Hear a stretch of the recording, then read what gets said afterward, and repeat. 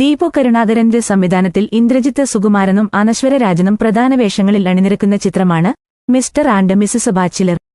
മഞ്ജു വാര്യർ നായികയായ കരിങ്കുന്നം 6 എന്ന ചിത്രത്തിനു ശേഷം സംവിധായകൻ ദീപു കരുണാകരൻ ഒരുക്കിയ ചിത്രമാണ് ഇത്.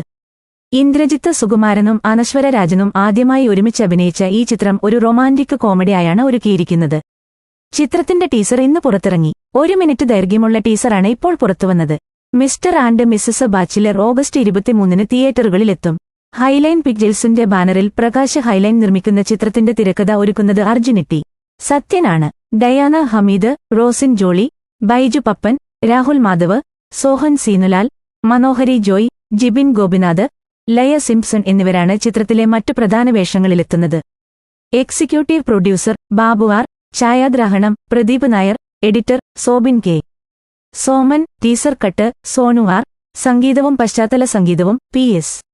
Jayahari. Art director Sabu Ram. Production controller M. Murugan. Lyrics Mahesh Gopal. Costume design Busi Baby John.